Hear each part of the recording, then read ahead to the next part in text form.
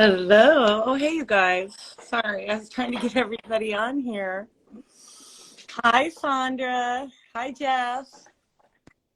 Hi, Cassandra. Hello. Hey, Christy and Fino Fan and Kay. Hello, everybody. All right, I'm moving a little slow today, so don't mind me, but I'm excited to be here. I'm excited for people to hear a lot of your story, Sandra, because you have an amazing story. You really do. And you guys are all watching Canopy Right's IG Live, and we are a blockchain system that protects genetics as well as creates a smart contract system to monetize them in the licensing market. This is for all creators, home growers, licensed growers, you name it. And my name is Lelania Dubois, and I am the community person. And Jeff, you want to say hi to everybody and let them know your magical role in all this? I'm the lawyer. Huh? Does that count as, I don't know if it's magic. Every once in a while it's magic. Yeah, I came up with the idea, and yeah, now I'm doing legal work. I was talking to someone the other day, and I was telling them that you're making the law accessible because these contracts are so expensive and hard and such a big hurdle. And in so many ways, you're making that accessible to folks like myself and Sandra and other people in the community. So Sandra, thank you for coming and talking to us. Kelsey might join us. I'm not sure, but she'll come in and say hi, I'm sure, at some point. But let's, really what this series that we're doing on IG is like is a lot of amazing community members have come together and have been using Canopy Right for a few months at least, and really helping us through the beta process of creating an amazing system. And Sandra has been one of those amazing people. She's also been helping us get breeders into the system. So if you're interested, reach out to her. But not only that, you are a warrior queen. I've been at it for a little while. Good. Yes. Yes. In fact, that's what I got to hear the first time we had a conversation online was like that. So why don't you tell people about your journey around the plant, Sandra? I started growing in high school, freshman year of high school, basically. That would have been early 80s, 82, 83. Um, Basically set up a little light on my art table and had a little garbage can with some tinfoil lining it. And I figured I could hatch some seeds out of the, you know, dumpster weed or whatever, Thai weed or whatever we were smoking back in those days. And I figured out I could grow some really pretty plants. And back in those days, it was, everything was very low key, very, nobody talked about what they did and nobody said nothing. So I pretty much have been low key most of my life. But in 1997, I got raided by a full SWAT team in Menlo Park, California for being a caregiver for one of my family members. And it got in the news. I believe High Times was following me at that point, and I had full-on groups of people outside of the courthouse with signs. It was no longer a private matter at that point. But luckily, some of those people contacted my lawyer, who was pretty new at this, because at the time in 1997, it was right after 215 had passed, and lawyers really didn't know what to do with the cannabis laws. I really went in the back of a High Times magazine because I didn't know any of y'all. I didn't know the community. I didn't know any of this existed. I had basically seen on the news that 215 had passed, so I felt it was a green light, go. I became a caregiver, and I figured, I'm on this. But, the cops weren't so onto it yet. So they came, full SWAT team, with no warrant, and basically cuffed me on the very front of my balcony and said, "You're either going to let us in or we're going to tear apart your house and make you sit here overnight until we get a warrant." So, of course, I let him into my home. And at that point, to their surprise, every single plant I had, including the basil, was labeled with its medicinal property and exactly what it did for you. Every single plant on my balcony had labels, exactly what they did for you. And I had medicine herbal books on my table. And when the police, came and talked to me, I spoke to them and I told them I was a medicine woman. This was my religion. And I was doing this for a family member in San Francisco who needed my help. So luckily I said that because that got written into the report. And eventually when I was in court, they allowed the caregiver defense to be used because the police had written that down regarding the labeling of the plants and regarding what I had said about the books on the table. They didn't want to allow that in at first. They were saying that because I was a caregiver, I wasn't allowed to smoke it. I was only allowed to grow it for my patient. And they had found pipes and bongs and papers at my house. So they said because of that, I was found guilty in the lower courts of cultivation. They had offered me a two-year plea bargain where I said, fuck this. I'm not going to go to jail for 2 years. It's legal to grow weed. I mean, in my mind, I saw nothing wrong with what I was doing. And I said, I want a jury trial. And at that point, Tony Serra was added to my case. And I believe it's one of his first cannabis cases, including Eddie's. Because like I said, at that point, they weren't going to court yet on these things because 215 had just passed. Matter of fact, on my court papers, it specifically says it's the very first caregiver case to be using this as a defense. So, that's I got all the transcripts from the court case. And you can actually go look it up. I'm still in the Redwood City Superior Courthouse Records online website. It's still live with all my information on there as to what happened in those days. Just to give everybody an idea what those days are, when was that? What year was that? 1997. I'd gotten my caregiver's information going in 1996, approximately November. I was pretty much ready to harvest. I was just a few weeks from harvest, so it was into the season in 1997 when I got busted. Yeah, it was pretty crazy. I saw all these black trucks coming, these soldiers, masks, helmets, and I'm like, gosh, what did my neighbor do? And they came up my driveway, and they came up my steps, and I'm like, oh, boy, I'm in trouble now. So, yeah, it's definitely something I didn't expect, and because I thought that it was legal, I definitely didn't expect to end up in the Redwood City McGuire's Women's Correctional Facility. So it was quite an experience because here I am from, going to high school in a nice area, having, friends and all this, to possibly looking at 7 to 10 years, which is what I was looking at. So, how scary.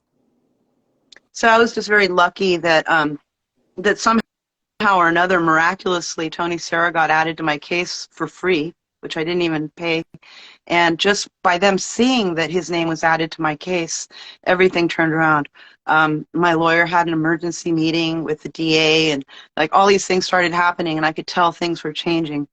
And eventually, it was a wonderful thing, that I was free to go. And I remember the day the judge told me I was free to go. He says, "Young lady, if you plan on doing this again, please make sure you have all your paperwork in order." I said, "I will never be doing this again, sir," and ran out as quickly as possible. What do you mean you're never going to do it again? Well, at the time, I was super scared and super freaked out, so I took about a 2-year break, and I actually had my son, and I started working corporate jobs. I worked at networking companies, Northern Telecom, Bay Networks, eventually NASA Ames Research Center for about 7, 8 years. I always kept a little grow closet, a little something going, but was always very afraid and super low key because I, wore black, blue suits, pearls in the daytime, and then I'd go home and smoke joints and look at my plants in the evening. So, And been through so much, you know? I mean, not a fun process. So it was just one of those things where, you know, I didn't even want to take a picture and go to the film place and develop it. I mean, it was a super scary thing back in those days to deal with. So, Yeah. you know, it's what it is. But it scared. It definitely scared me. So I never really became part of this big cannabis community. I never really knew everybody and wasn't part of this clique, you know. And come to find, when I started becoming more public about it, was when I moved to Lake County. Um, I had colon reconstruction surgery, so I became a patient. And at that point, I realized what the plant really could do. Because as a caregiver and as a just regular stoner user, you know, yeah, it's great. I loved it. But when I was rolling around in bed, when I was really in pain, and a friend of mine said, honey, you need to take this, and gave me a hit of weed, um, at that point, I really realized that this is kind of where my path needs to be focused on. And I decided to buy a house in Lake County, basically retire and grow and heal, which is what I did um, up until about 2014 or so, when the county started trying to pass no-grow ordinances. At that point, I started going to city council meetings, and we did a petition to stop their no-grow ordinances. They had 7 signatures for their no-grow. I brought in over 420 signatures, and I printed them all out and slapped them on the counter right in front of everybody at the meeting. And I said, well, I've got 420 signatures saying that your no-grow ordinance, you know, shouldn't pass. Eventually, a lady here in town, Terry, she got a real lawyer who made a real petition, and they passed that, and the no-grow ordinance was stopped. But at that point, they passed a 6-plant limit where you could only grow 6 plants. This is going from people able to grow 99 to all of a sudden growing 6. I was in Lake County growing 99 plants. So yeah, Everybody did. Wow. Yeah, every house did. And if you didn't, your neighbors would look at you and say, hey, you're making us look bad. I moved to county because it was so okay to grow. Exactly. Yeah. Exactly. Huh. So basically, that was another experience where, you know, I was hiding it. I still didn't tell anybody my story. And again, this lady, Terry, said to me, you know, a lot of these people have, you know, been busted. And a lot of these people, she says, you know, you shouldn't be ashamed of it. You should wear it as a badge of honor. Yep. Well, And at that point, I started sharing. Creating you know, being a pioneer for everyone. I realized that it wasn't something to hide. It was something to share, you know, because I'd say something to somebody and they're, oh, I remember you. I remember, you know, hearing about your case in 97, or I remember this, or I was at the courthouse, or I'm like, Jesus, I don't know any of y'all, but that's really cool, you know, that, you know, some of the people who are currently my friends now were people that were there for me in that day, who I had no idea until now. You know, I get emails from people going, I was there, you know, I went with Jack to the courthouse and, you know, we did this and we did that. And I had no idea until now, you know, until these last few years, what people did for me then. So I have to appreciate what everybody does for the people who get busted, because when you're busted, you feel very alone. I had nobody to tell. I told my mom and my brother. I mean, there was a few people that knew, but really you're alone. You know, I walked in there with a little crystal and a pouch going, please God. But yeah, those days are definitely different. And nowadays, you know, you get an ordinance violation, they'll charge you money, they'll take your house, but they won't put you away for 7 to 10 years. So it's a little different time. But it's still a horrible thing, because the ordinance violations can be $1,000 per plant per day, when houses in Lake County are 60, 80,000. That's your house gone. So they found a different way to attack us, basically. Yeah, it feels like that a lot, doesn't it? Yeah. But on the bright side, they're really not bothering with everybody so much. So Yeah, a solution. Yeah. So let's talk about like the plant. And I mean, first, what Jeff, I want to make sure you really heard what Jeff said because, and I want to say that for myself is thank you so much for that, because it did impact a lot of things, and you are a warrior queen because not and you're and you won, you know. So thank you, and thank you for being brave to come back out again because we need that to be able to make better decisions as we move forward. You know, we need the folks who actually have had these experiences so we build policy that makes a better world. I agree because I see a lot. This is another reason why I'm more public about, my experience in the past and becoming a patient now and understanding the value of the plant more so than ever after colon reconstruction surgery. Um, Realizing how one strain might help you, another strain might not let you sleep, another strain might, keep you up, or another strain might help you sleep. Um, so I got more interested in specifically saving the strains that were good for me. I've got quite a collection of seeds, and I hope someday to be in a good enough position to maybe start a nursery. Um, you know, but for now, I'm still just trying to, do my everyday and get healthy and do what I need to do to just to speak my truth and be who I am. Mm, beautiful, beautiful, beautiful. And what a beautiful statement as new moon comes in. That's beautiful. I'm trying to accept myself more. I'm letting my grays grow in. I'm trying not to basically be something I'm not and accepting myself more for who I am, which is it's a challenge. I'm used to dyeing my hair every 2 weeks and putting on a lot of makeup and like a little eyeliner on, but yeah, Uh, um, I I'm, hear you. I used to work at big fancy department stores and have to wear all this makeup and look good. And I like being able to let go. It's one of the things I really appreciate about this, even though the industry is got a lot of things not great about it. I do love that we still get to kind of be ourselves, where there's a lot of industries that you can't really be yourselves and it's not valued, and I appreciate having folks that are like Jeff. Jeff is a corporate attorney that can appreciate the value of the authenticity of this industry, not just the people, but the plant, by creating this amazing blockchain system. That, which I also want to say thank you for doing that and creating it and coming up with the concept. A lot of people don't understand how important this whole blockchain thing is in the future, and it's going to be the way that everybody does business. It's the way all contracts will eventually be. In my opinion, I think it is the future, and by being able to figure it out now and become a part of it is super exciting. Um, be able to somehow say, I did this, and hopefully once it's federally legal, to be able to share what you did if you're someone like me, um, is all super amazing. And to be able to be in a group of people who acknowledge the importance, the different attributes, the special things one plant might have or another doesn't, is rare to find.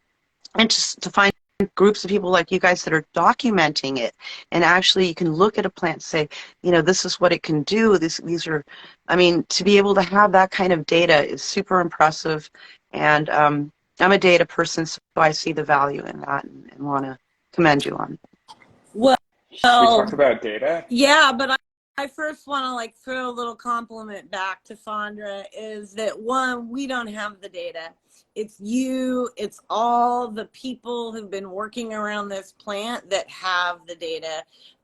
We just created a place for you to safely secure your data. And yeah, I think we should talk about data. Go, Yeah. Jeff. It's Well, I guess centralized. It's a place where it is. It's there. So yeah. it's And important. all we see are serial numbers on the back end. We don't get to see any, we don't get to look under the hood. And that's how we built this. But I guess It's how super important. I think what I want to know about is just because I know, well, I know you, so I know that your data background. Like, what was the process like of finding the strains or the plants that helped you medically? Like, what was your process? I gotta say, for me, a lot of it was when I open the bag, if my mouth waters, if I can feel it stimulate my senses, that's usually something that's going to be good for me. If I open a bag and I notice that it makes me sneeze, I might consider looking at it more closely for some kind of powdery mildew or how it was grown. Um, I also am a big fragrance person. I look for the fragrances, something that really arouses my feelings. I'm visual, but I feel it. If I can close my eyes and it puts me in a different place to where I taste it, I smell it, I feel it. That's what I seem to gravitate towards and what seems to help me. If there's something that doesn't smell quite right to me that makes me sneeze and I try it, I usually end up coughing and probably ends up making me have a headache. Um, Do you, so. what are some of the strains or cultivars that you have that you really have worked with and have a lot of heart, like that you love? Specifically, North Star Genetics back in 2015. Let me say this first of all. I'm not a breeder. I am a collector, and I occasionally have cross strains to come out with some things that have made me happy. Mhm. Um, F1, maybe F2 the furthest. I'm not a breeder. You can spend 5 years on a specific plant trying to cross it and still, be working on it 5 years later. So I don't think people fully understand how long it takes to really be a breeder. It could take 15, 20 years to come up with the right strain from just two different, you know, um, attributes that you might be looking for or whatnot. But me personally, I was working with the North Star Genetics and with some of Ken Estes's plants back in 2015. And I ended up having a thunderfuck that became male Oh, that but ended up crossing it with a killer queen and also with a purple mayhem. And I've still got some seeds of that to me were one of my best things that ever happened. Um, the the first cross was something that was stout. It was an early bloomer. It was a heavy, beautiful indica. I mean, for me, if I can get an early harvest, it's better because you don't get the powdery mildew. If you get a stout plant instead of a lanky one, of course, it's better for me because I'm in a limited space being a patient without a license. I have to grow in a small space, which is another thing I have to say. Now, with the rules that have changed, you can't have 99 plants where you pick, 12 out of them or right. whatever. You really have to understand the rules so you can push them as far as you can push them to do what you need to do these days because legally, within 100 square foot area, 10 by 10 area, that's what they want you in. They want you in a greenhouse. There's some very specific rules now with Prop 64 for patients. So I'm just saying to everybody out there, be aware of what those rules are. So if you do it, you're safe. Um, so I try to know the rules so I can bend them as far as I can before I break them. Still an outlaw at heart. You know? So let's see, what did I see in your garden? I saw a lot of sativa in your garden this year, didn't I? What was all that? Well, actually, this year I worked with Andrew from Yeah, Snake Bank, and I we was had on with some 96 skunks that he had been keeping. That he had worked at one point, I believe, with Todd McCormick. I'm not sure what happened, but he had these seeds saved for years, and we broke them out, and we he made clones and I grew them out to huge beautiful trees where he'd only ever seen them indoors. So that was exciting for him, I think, to see them turn into 10, 12 foot plants that were poking out of every side of my canopy, out of my enclosed little greenhouse area. They were like going past my roof in the house. But yeah, so like I said, I'm at 6 plants, but I definitely push it as far as I can. I put each one into a 50 or 100 gallon container, and let them go, you know. Yeah, I like the setup that I saw. I think we did a Zoom one day and I got to see it, and it reminded me of an indoor, but it was outdoor. I've always Yeah. had to really, I've done outdoor, but really I'm an indoor grower because of my spinal cord injury. And that compactness helps with all of that a lot. So I appreciated your setup. Yeah, I actually realized I made a mistake this year. So every year I learn. I mean, I've been doing this since I was a kid, going on 40 plus years, but every year I still learn. And every year I'm learning. So I've never called myself a breeder. I've never called myself a master grower. I'm a student. I'm always learning. I enjoy helping others because I learn as I help. Um, at one point, a friend of mine, Carlos, did a training thing. I sent you a link to that, Sea Green Holistic Education. And it was a training course basically helping people learn how to grow giants. And that was a free thing in the public library that I kind of was a part of. But, when they said you can't grow 99, you got 6 now. It was, okay, 6 is enough, but we just got to grow them the right way. Size of Volkswagen vans. Sizable, full of medicine and terpenes. Not terpenes are medicine, but you just gotta. We did I call them the backyard Betties, and we're right on the coast, so they weren't like the biggest, most beautiful things, but the terpenes are just really good. So, the plant gives you what you need. And I definitely feel like even though we didn't get the size we wanted, we got the medicine we wanted. Well, that's what I was going to say. My mistake was I grew them too big. So in the future, I'm actually going to grow them smaller because you end up lollipopping them and cutting off the bottom to where it's almost senseless to spend that extra time growing them bigger because you're not going to get the sunshine on those bottom branches. So every year I learn. I'll start them later this year. They won't grow as big, and I'll probably still have the same amount of harvest. So So it's a learning process. you've mentioned that you have crossed a few on your own. Let's talk about those special things. Yeah, first I want to say that crossing strains isn't like something to take lightly because if you accidentally, let's say this, I've had accidents as well.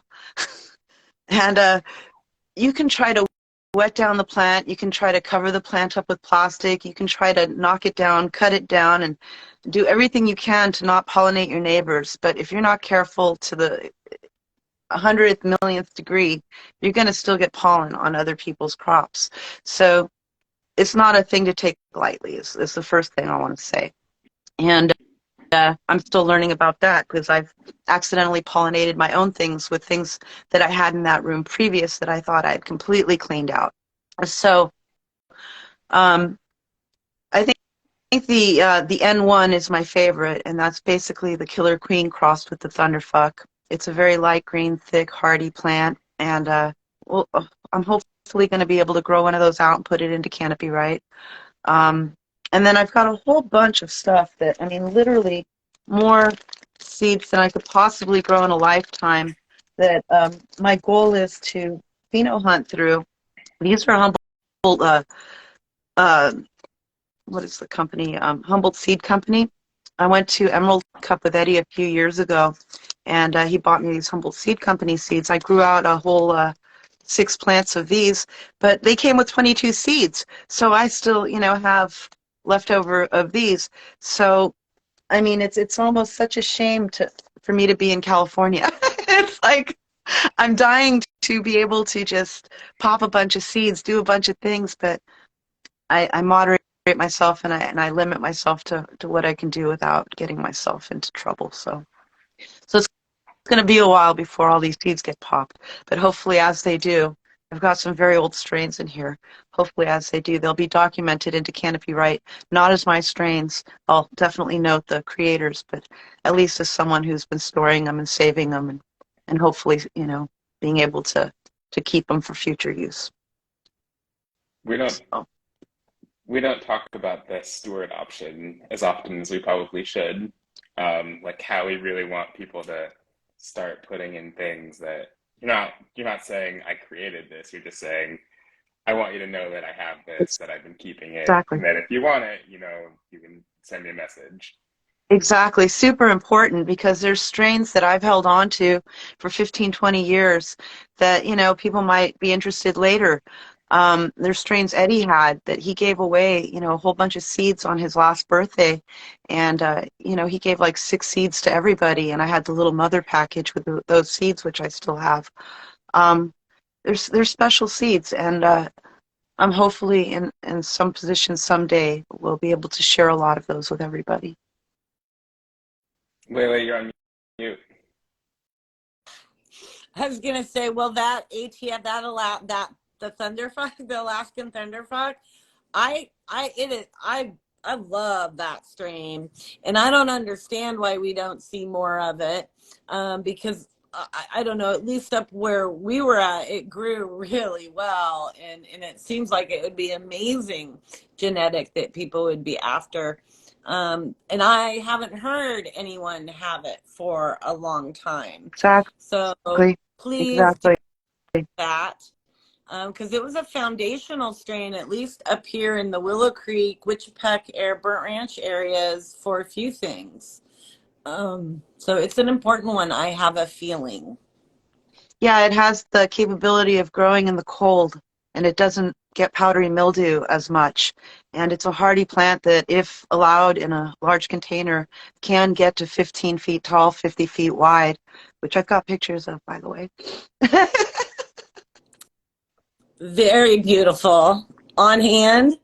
um, I can send you some after. Okay. But yeah, We got a tip in the chat, Lele. We yeah, got a I'll what? send you some. I'll send you some. But definitely, I used to. I have a third of an acre, and my property in the back was specifically for my 6 plants. And I'd put them in large 100, 200-gallon containers, and my 6 plants would eventually touch each other and take up the whole lot, which was a 50 by 100 lot almost. Uh, not quite the whole Uh, lot, at least the back part of the lot. what? Um, Oh, sorry. What I they was, just get, they get about 50 feet wide. So, they'd be about 100 feet wide if you put two of them next to each other, and you put three of them in one direction and two of them in the other direction. It's just a field of weed, but it was only 6 plants. So well, I was following the rules. those, the other thing is those ATFs are really good, strong medicine. Yes. Like really, really. And what Pheno Fan 707 is saying is it has more rutalis than most cultivars, which That's what it is. yeah, The yeah. Well, There's 3 kinds of cannabis. Most people don't realize it. There's sativa, indica, and the rudiolis. Um, Specifically, the Alaskan strain is made to grow in the cold, to be able to handle the wetness, the dampness, the different temperature extremes. So I think it is an important plant. Yeah, and also important for people to realize there's 3 different types of cannabis, not 2. yes, I think we're going to learn a lot. And there's a lot to learn, right? I'm Still. still learning. The other day, I just found out about chemotype. There's a phenotype, there's a genotype, but there's also a chemotype. I mean, I like I said, I learn every day. So I definitely just, there's just try to. Oh, We lost we lost. Sandra Oh, for a minute. no.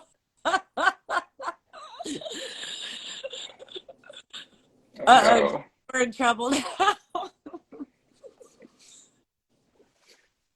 Sandra, come back. I'm losing. I do want us to start thinking through how we allow people to use the descriptions to talk about like their medical experiences, because you can't really make therapeutic claims under FDA guidance, but I Mm. think you should be able to talk about like your individual experience because that's just telling a story. That's not really trying to sell a drug. So what? And Yes. for people that have used the plant to treat specific, um, like either illnesses, diseases, pains, when you use it for a purpose as opposed to using it to get high, we should be able to come up with a way to allow people to tell their stories. I haven't really thought through the FDA elements of it all, but like Well, it's like so important to the reason that we're doing this. That I just think we need to like really start thinking about it. so what I've been telling folks is, we have a place where you can upload history and other, because all right, we're holding on for you, Sandy. No worries, we're here. Let me see if I invite her again, if that'll help. There we go. Is, keep diaries, because I've kept diaries, and I know other breeder/patients have kept diaries around that. And so would that be, if it was like a diary of, documentation of how that medication, how that worked for them, would, is Hey that guys, my phone is getting hot, so I'm gonna have to go early, I think. My phone's just heating up for some reason, and it disconnected me from you guys. But yeah, thank you for having me before today. you go, Gola Guy 843 was asking if you had any knowledge on what cultivars help people get off heroin or opioids. It's a project they're working on. Not specifically. I wouldn't want to say I do when I really don't specifically. So Looks like Johnny Whitethorn Rose might have been used for that, is what I'm seeing. Johnny just put up in here. I have my own personal experiences. I used to have to wear a fentanyl patch because of my spinal cord injury, and I don't use narcotics at all for that. I use all herbal plant medicines, but I'd be willing to have that conversation with you off alive. Gola Ahai 843 to help with your project. But I don't want to say anything to get anybody in trouble, including myself. And Canopy, right? It is something that we really need to think about how we let people tell their stories about how they use the plant as medicine I find in our system. for And me, I it haven't, diverts from the pain. It doesn't take away the pain, but it makes you not think about it. And just that is enough to be able to sit up and stop rocking, you know. So can they tell that in their about stories?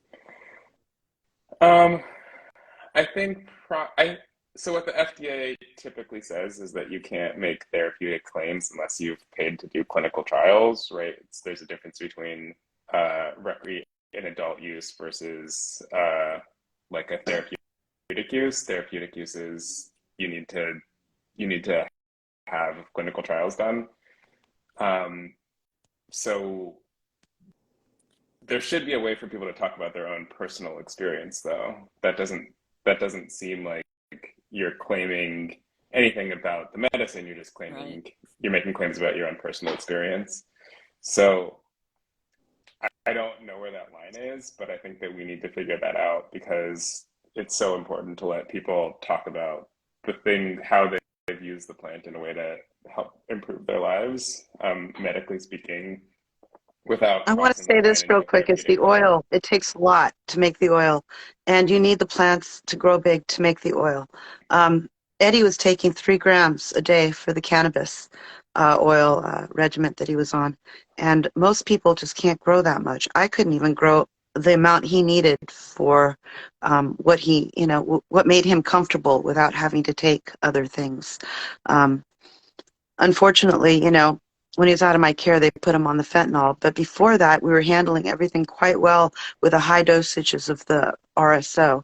And his tumors were shrinking. The brain cancer had gone down 75%, and the lung cancer had gone down from the size of a postcard to the size of a silver dollar. That stuff that's documented with the VA and his oncologist. They were amazed because they'd originally given him 3 months to live, and with the cannabis regimen that we were on, he made it over a year. So it's So, important to realize that it can maybe not a cure, but help people with cancer. And the doctors couldn't explain or understand why the tumors had shrunk. I mean, we did do radiation alongside with the oil. Um, we had talked about everything, and that's what the decision was. But I think that without the cannabis, he wouldn't have done as well. He wouldn't have eaten as much. He wouldn't have, a lot of the things that in the end, he stopped eating and stuff wouldn't have happened if I believe he would have stayed on the regime that I had put him on. So super Sean, important to really use a lot is what my point is, more so than people would imagine. So yeah, I think Sean is coming on Wednesday.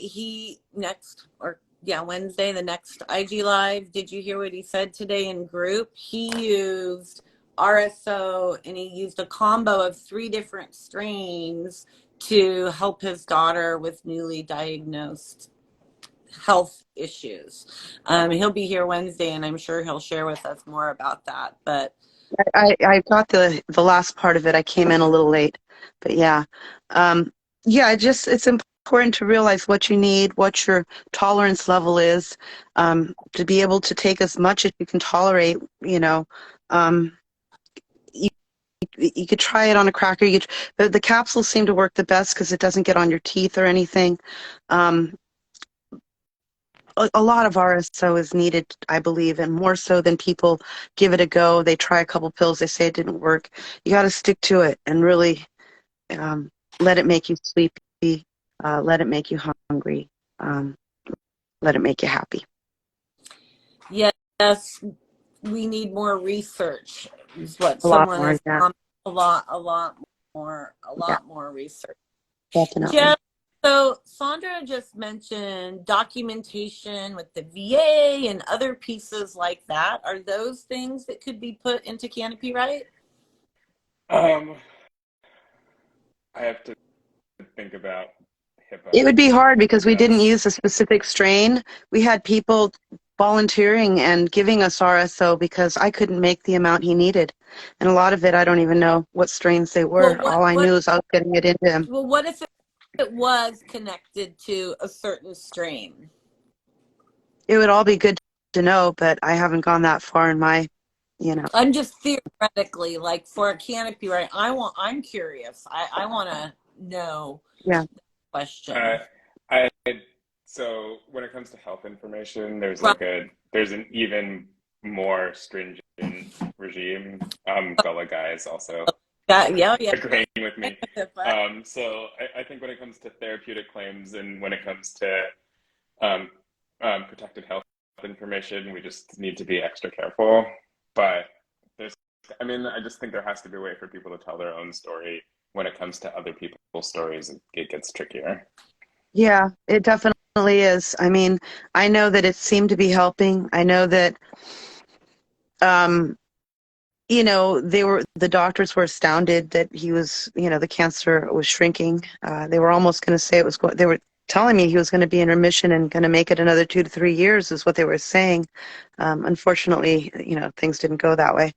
But yeah, I believe that if I would have kept him on the high dosages of cannabis and the suppositories, and I mean, things that, he'd only let his wife do, that he would have, maybe it's still been around. oh, much love, Sandra. I know that heartache. But you know I feel what? like I failed a No, little bit because you didn't. I No. did Oh my best. I no. did my Well, best. oh, you guys had such a beautiful time. I know. Like how I many know. people get to No, fall I in know. love like I know. that? I know. It's all good. It's all good. But Oh, you had such a beautiful time, and it was shared with so many of us because of both of your legacies. If for those of who are watching who don't know Sandra, we're talking about Eddie Lepp, who is quite another legendary person in our journey around this planet. And Sandra and Eddie were married, and had a beautiful romance. well, was kind of crazy because I had no idea, even after meeting him and hanging out with him, that he was one of the people who had actually helped me back in the 90s. Um, he kind of laughed at it because I one day, pulled up my court case and I gave him the paperwork and I'm like, you're not the only, outlaw here, And he's all, oh shit, I remember this, yeah, da da da da da, and and so I think that it's a small world and it's a small circle, and it's super nice to be able to help each other, and then you eventually discover people that helped. Um, but yeah, just back to breeding. Just if people are trying to cross strains, be careful you don't pollinate your neighbors. Um, do it indoors. Talk to your friends who do it, figure out what they're doing. I mean, I hear people going through, little openings in tents with straws and shit and painting on pollen. And I mean, there's so many things. It's just, I'm not a breeder, but thank goodness I've had some amazing, wonderful accidents and a couple things on purpose that just did work out. But we'll see how it goes in the future. I'm going to definitely keep trying. Well, I think a lot of breeding has to do with your connection to the plant. From what I'm learning, the more time I get to spend with breeders, and it's really an amazing relationship, and you have that kind of relationship with the plant. So I'm excited to see what things you end up creating from your beautiful collection. And I Me too. can't wait. Yeah, there's the actual next combination. I'm going to be working with Andrew actually. Let me see, I put them away. And I'm actually going to be growing some of Misty's doggone daiquiri, and I'm going to be growing some of, matter of fact, I wanted to get her in the canopy right.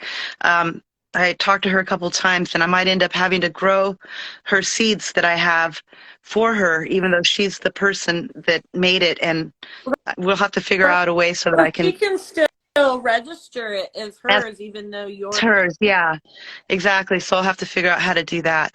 But yeah, so I'm excited about some of the stuff that I'm about to sprout well and play with this year. as of January 30th, Sandra.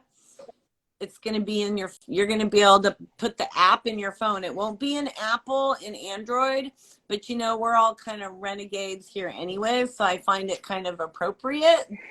But you're going to be able to have it on your phone like an app, and it's going to function like the app that would be in Android and Apple. Yeah, that'll be awesome, because right now you do need to have a laptop and a phone to get in there. And it would be nice to be able to, like you said, jot down the number instead of having to go out of the system to take a picture of it or whatnot. So the easier you make it to get people into the system, the better. Definitely. We're working on it. Go ahead, Jeff. Yeah. Oh, I said we're working on it. We've been having Yeah.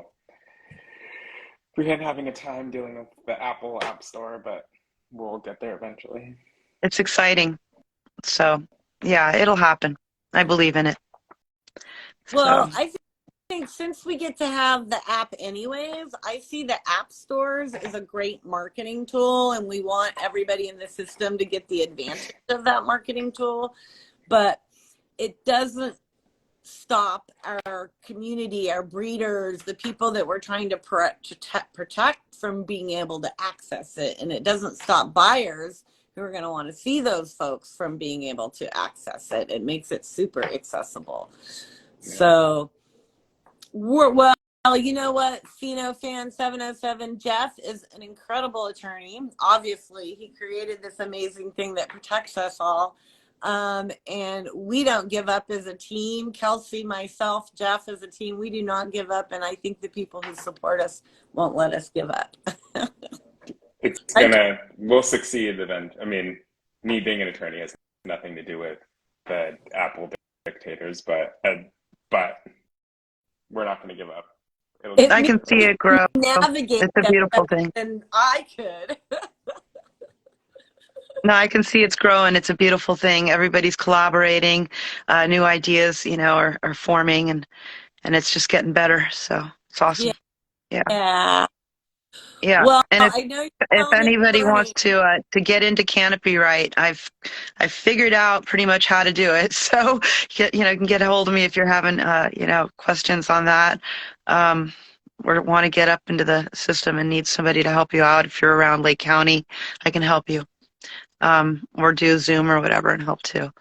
But yeah, um, other than that, there's not much really going on right now with me other than just getting excited to plant something and start going again. I kind of went through about a year of depression where I just didn't do much, and I'm just now getting out of that. I still got house cleaning to do. I still got shit to do because I personally took a minute of almost a year of before I even did any interviews or anything. And I'm just to the point now where, I'm out there again, doing more things. But I'm super grateful for you guys to have me.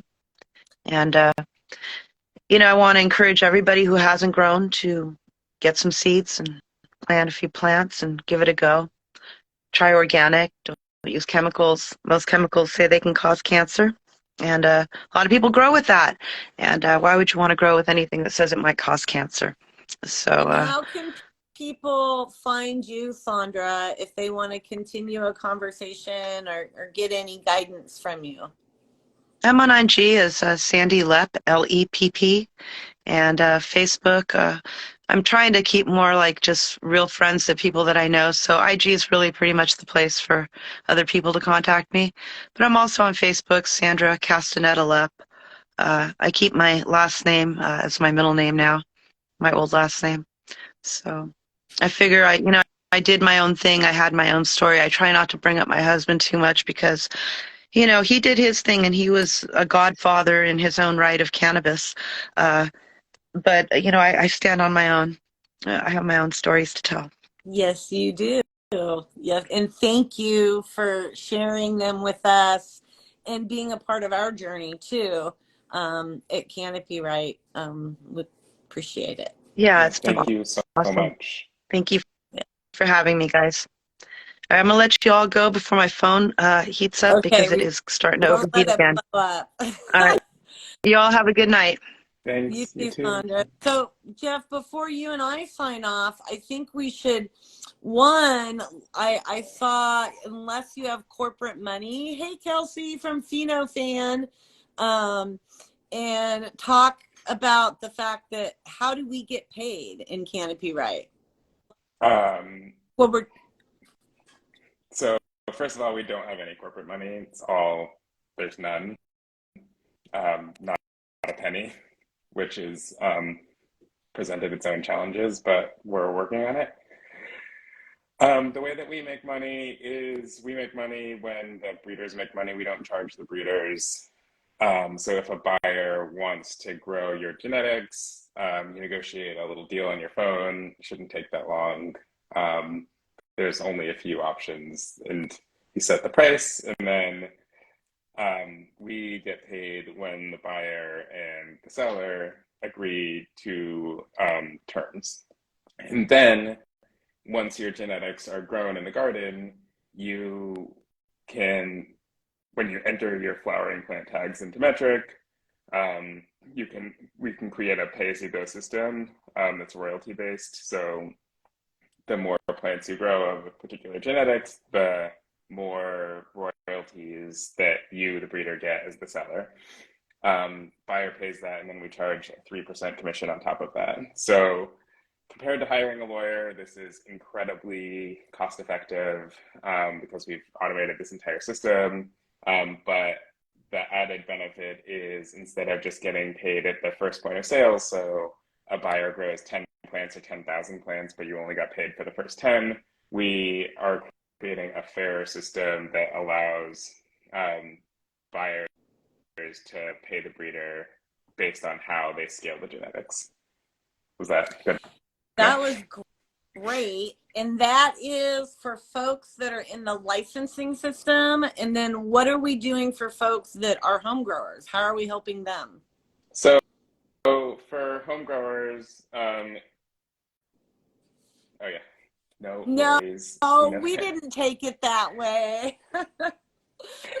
Um, So for home growers, you obviously can't sell your genetics on your phone, but we're just allowing for free you to use this as an archive, and you're going to be able to, um, participate in the marketplace. So everyone can see your genetics; they just can't buy them on our system, and we don't charge you for that. Why can they not buy them on the system? Um, I think eventually we're going to be able to come up with a way, just given how the DEA said seeds are hemmed. We just haven't figured out all of the logistics of how it works yet. So it's kind of like a stay tuned feature. And we are, just so everyone knows, we're located in California, and California has created some hurdles around this that are unique to some other states. So we are working on it. Yeah, and I think the position from the Department of Cannabis Control in California is probably going to change at some point. It just hasn't yet. So that's why not. But we hope to engage all of you equally. And the beauty of what we've built is as soon as we can establish the legal basis for any type of transaction, either between states or between home growers, or between home growers and licensed growers in other states, we're going to just be able to kind of turn that on. So right now, when you see it, it'll just say contracts are not available. But the second that it's available, then we're going to flip it. So all of the work's going to happen on the back end, but you'll see that as soon as we can establish the legal basis for your ability to engage in commercial cannabis activities, we're going to allow you to do that. So PhenoFan707 is saying adding links gets kind of sketched just because of the different breeder exits. Let's talk about, before we close the room, about why we're not adding links and really what we're doing with the blockchain aspect of it. What do you? I'm not quite following what it means to. Well, a lot of folks jump in at a certain time, so they get different pieces of this. But what Canopy Right is a safe deposit box, but it's built through a blockchain hashtag ledger system. So you want to kind of explain that a little bit? So we're not attaching everybody through links.